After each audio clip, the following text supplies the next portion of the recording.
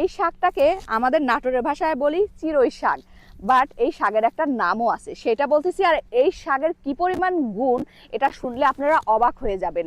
এবং এই শাক শরীরের জন্য অনেক উপকার, কিন্তু আমরা অনেকে এই জিনিসটা জানি না। বাড়ির আশেপাশে ক্ষেত খামারে শাকটা হয়, বাট প্রচুর পরিমাণ গুণে গুণান্বিত এই শাক।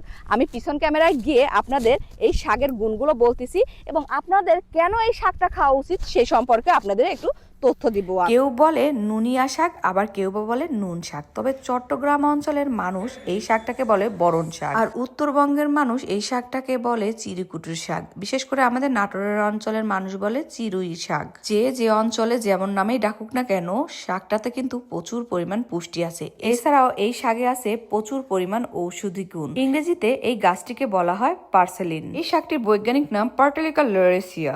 এই শাকটিতে আছে omega 3 fatty acid, vitamin A, C ও ই। এছাড়াও আছে ক্যালসিয়াম, পটাশিয়াম, ম্যাগনেসিয়াম, আয়রন। নুনটা শাক বা নুনা শাক খুবই সহজলভ্য একটা শাক। বাড়ির আশেপাশের ক্ষেত খামারে প্রচুর পরিমাণ এই শাকটি দেখা যায়। বংশ বিস্তার করাতে এই শাক খুবই পারদর্শী। জাস্ট ডগা ভেঙে যদি মাটিতে লাগানো যায় তাহলে প্রচুর পরিমাণে এই শাক হয়।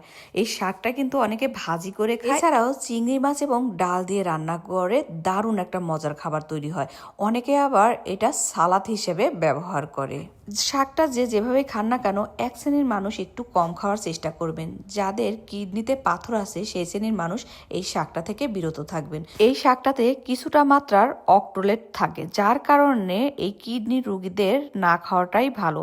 অনেকে আপনারা বলতে পারেন যে অক্টোলেটটা আসলে কি? এটা হলো প্রাকৃতিক রাসায়নিক পদার্থ যা অনেক উদ্ভিদজাত খাবারে পাওয়া যায়। এবার বলি এই শাকের ঔষধি গুণ। হজমে সাহায্য করে, উচ্চ রক্তচাপ ও যাদের ডায়াবেটিক্স আছে তারা খেলে অনেক উপকারী। আর যাদের ত্বকে ক্ষত আছে, ক্ষত সারাতে এই শাকটা প্রচুর পরিমাণ উপকার করে। এত কিছুর কারণে হয়তো আমেরিকানরা খুব পছন্দ করে এই শাকটি। আমি নিজেও বাংলাদেশে কখনোই এই শাকটি খেতাম না, কারণ আমাদের অঞ্চলের মানুষ এই চিরিকুটির শাক কখনোই রান্না করতো না।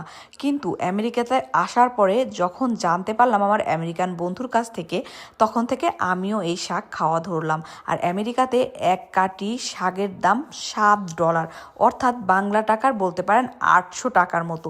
আর এক কাটি তো বুঝতেই পারছেন একদম অল্প পরিমাণ। তাই তো এখানে যখন এত শাক দেখতে পারছি, ওই কৃষককে রিকোয়েস্ট করছি যে আমি কিছু নোনটা শাকটা নিতে চাই।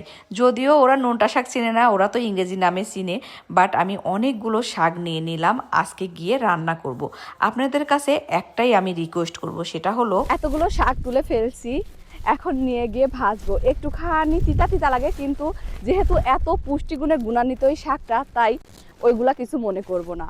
শোনেন ভাই বোনেরা, আপনাদের কাছে একটাই অনুরোধ, আপনাদের বাড়িতে এই ধরনের শাকগুলো কিন্তু লাগাইতে পারেন। এছাড়াও কিন্তু আপনারা একটা কাজ করতে পারেন, মানে আমি এটা অনুরোধ করতেছি, সবসময় চেষ্টা করবেন এই শাকটা খাওয়ার।